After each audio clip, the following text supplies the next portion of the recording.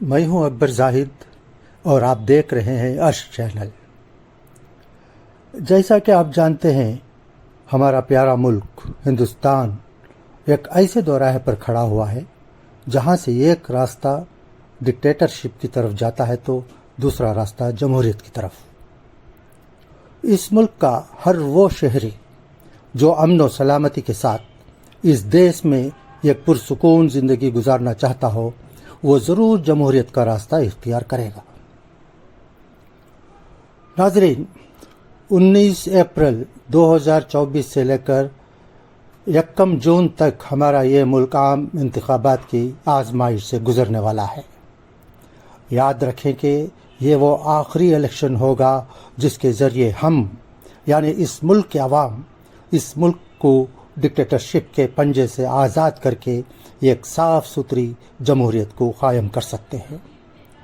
اگر ہم نے کوتاہی کی اور مذہبی بنیاد پر تقسیم کرنے والی پارٹیوں اور نفرت کے سوداگروں کے جھانسے میں آ کر انہیں ووٹ دینے کی غلطی کی تو پھر یاد رکھیں، ملک کے آئین کو پوری طرح سے بدل دیا جائے گا اور جمہوریت کو مکمل طور پر ختم کر دیا جائے گا۔ لاقانونیت اور ڈکٹیٹرشپ کا راج ہوگا۔ دن دھاڑے ماب لنچنگ کے واقعات پیش آئیں گے۔ ہماری بیٹیوں کی عزت محفوظ نہیں رہیں گی۔ بے قصور لوگوں کو جیل کی سلاخوں کے پیچھے ڈھکیل دیا جائے گا۔ یہی نہیں بلکہ بہت سارے پارٹی نیتاؤں کو بھی بلا وجہ گرفتار کر کے جیل میں ڈال دیا جائے گا، جس کی ایک جھلک ہم نے چند ہفتوں قبل دیکھی ہے۔ کسی کا بھی بینک کھاتہ محفوظ نہیں ہوگا۔ کسی بھی وقت ان کھاتوں کو منجمد کیا جا سکتا ہے۔ عوام پر ٹیکس کا بوجھ بڑھا دیا جائے گا اور انہیں مالی طور پر اتنا کمزور کر دیا جائے گا کہ وہ نان شبینہ کو بھی ترسنے لگیں گے۔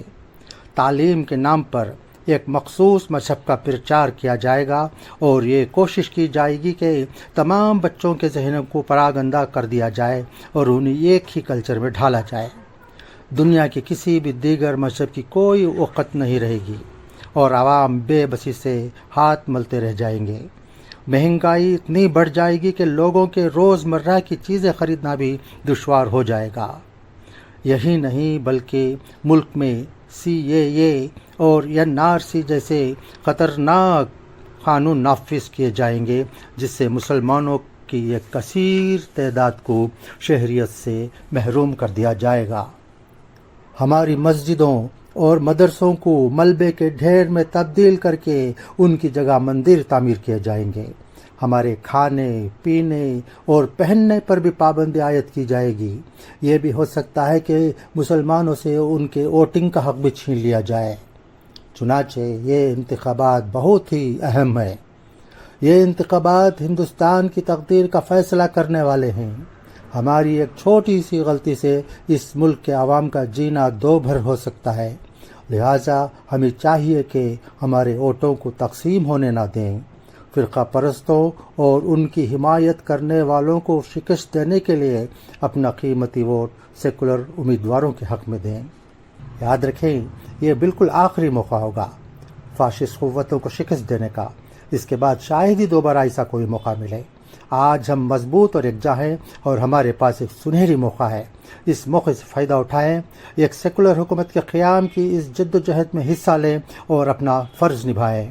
ہندوستان زندہ باد، دستور پائندہ باد۔